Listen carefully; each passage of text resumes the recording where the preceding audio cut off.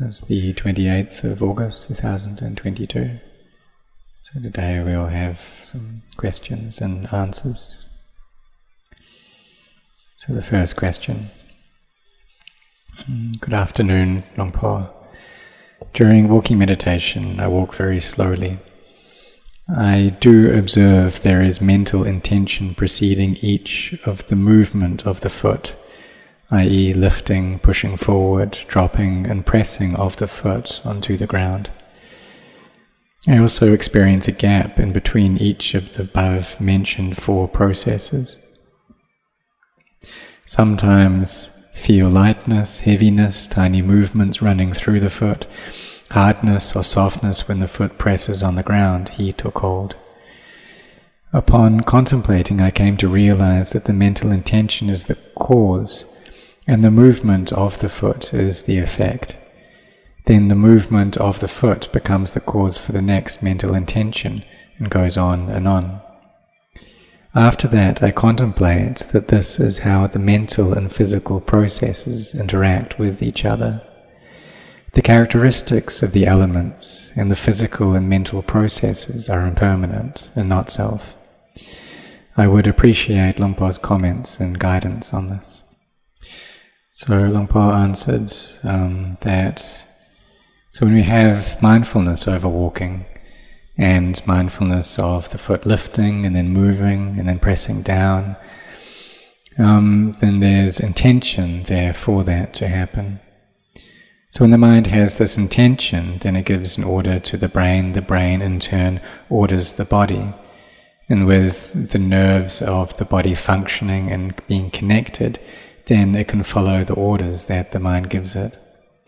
And there's also feelings there, feelings of cold or of heat or hardness, and the various feelings that we receive. So when we have mindfulness there receiving these impressions, then we know what this is like, we're aware of this. And if the mind is peaceful during that, then maybe we see the arising and ceasing of these phenomena.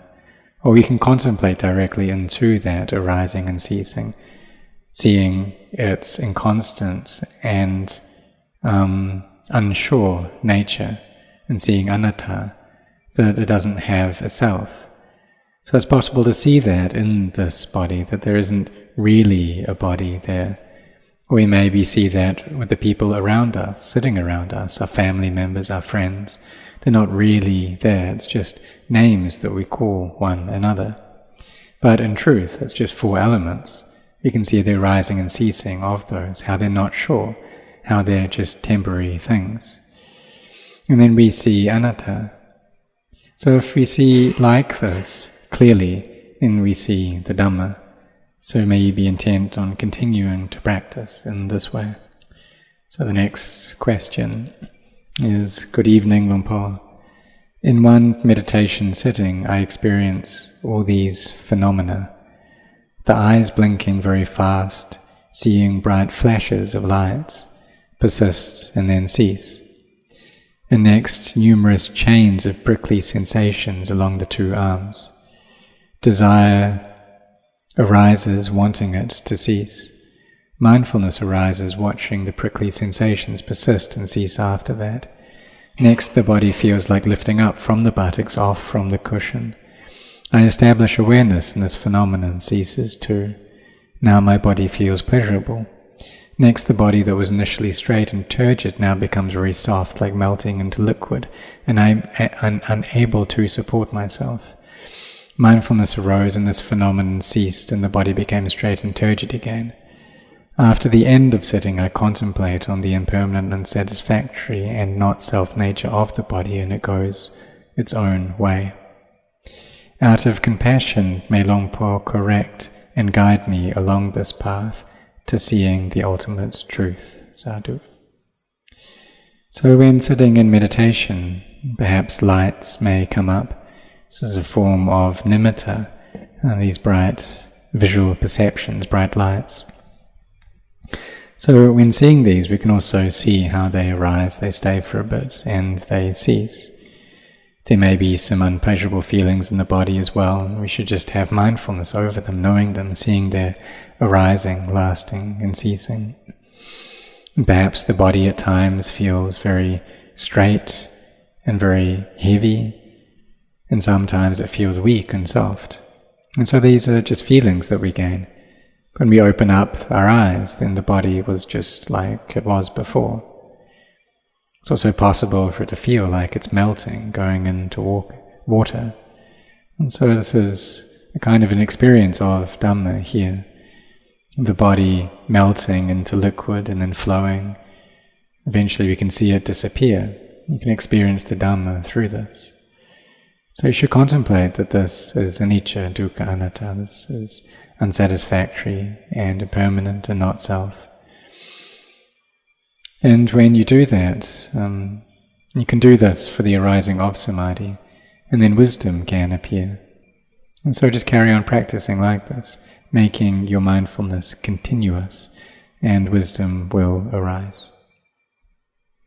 The next question. Hi, Longpo. Thanks for your insightful teaching and valuable insights these few days. I have been feeling weird sensations for the past few months, especially when I am mindfully and calmly seeing, always nearing the end of the meditation.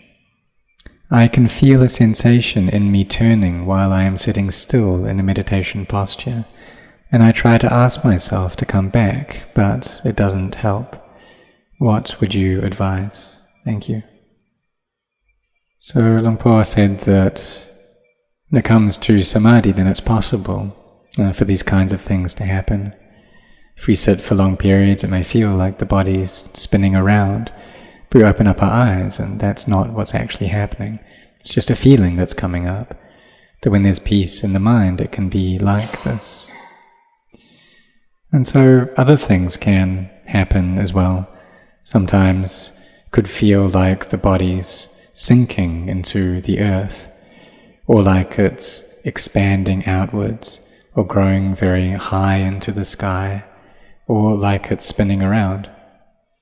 And so we just observe these feelings, and have mindfulness there, and then know the breath as well, just carry on meditating, and eventually you'll pass beyond these. May also feel like the body is itchy as well, but endure with these feelings, know them, and eventually they will pass and the mind will settle into peace. So, next question. Dear Ajahn, whenever I send metta to myself, I will cry because I realize how harsh I had been to myself all this while, and how I am unable to accept my personality. Is this normal, or am I being sensitive? Thank you so much for your kindness in teaching, Ajahn. So Longpo said that so this is viewing oneself in a pessimistic light, sort of not seeing the value of oneself, not seeing one's self-worth, or thinking that one has just a little bit of worth. And so this is self-hate, or having ill will towards oneself, disliking oneself, thinking that one's personality doesn't have much worth, or it doesn't have as much value as what we would like. So it's incorrect to have this view. Just the same as how we may dislike other people or have ill will towards other people, and that also is incorrect. So Venerable Ajahn Chah, he taught about this before. He said that we shouldn't have these feelings of ill will towards ourselves or towards others. We shouldn't view ourselves in a bad light, but rather have loving kindness towards ourselves instead, wishing that may I be well, may I be happy, wishing for there to be these joyful feelings in the heart. And so perhaps we haven't had that wish much towards ourselves in the past. But then as we develop this wish for happiness, then we gain that happiness in the hearts, that there's joy and this feeling of fullness there within. And as we carry on with that practice, then we start seeing our self-worth, the worth of our personality, and this grows and grows. And so that's right to be doing it like this, and that's not being sensitive. But if one is crying due to feeling upset because in the past one hasn't had love towards oneself, then as you carry on spreading metta towards yourself and seeing yourself in a positive light, then this should go away. So just carry on with this practice. So the next question. Dear Luang Por, 2 years ago when I was doing walking meditation, I started to see bones. It started with legs, and then the whole body became a skeleton. Later, when I went to the sala, I started seeing everyone as skeletons. Now I see everyone as a corpse, decomposing and disappearing. I don't see my body when I meditate. I left New York to come to Thailand last year to focus on my practice. I have very minimal desires or cravings, and my tanha has disappeared. Please advise me on how I should continue to practice. Also, thank you for sharing the paintings from the Sri Lankan artist when I visited you last month. Unfortunately, there was not enough time to discuss about my practice during that time. Thank you. So Luang Por said that this too is an issue of samadhi. And use this contemplation as one's kammatthana object, one's meditation object, in order to bring the mind to peace. And then when it's in a peaceful state, we contemplate again, then we see people like this, we see them being skeletons walking. So it's possible to see our bodies, to see other people's bodies in that way. And if there's a lot of thinking going on in the mind, then we can recite the meditation words of Atikang Patikulang, that bones are patikula, that they're kind of filthy or unclean. We can view people as skeletons, or even as corpses that disintegrate, that decay. And this is wisdom practice. So it's right doing things like this.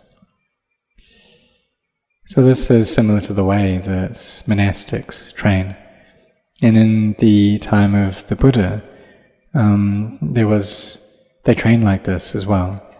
That monks would use this object of a skeleton as their meditation object, seeing one's self as being a skeleton, seeing other people as being skeletons.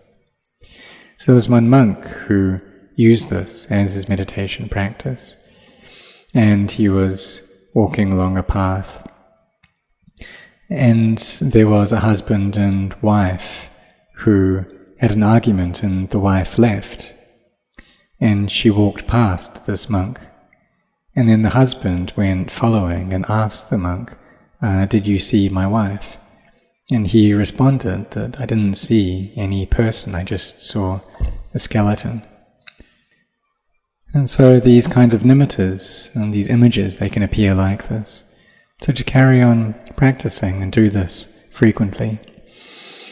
And then when you see this body or the skeleton disintegrate, decay, samadhi comes together, sila, samadhi, panya gather, then you can see the Dhamma or even attain to the Dhamma if your samadhi is enough at that point.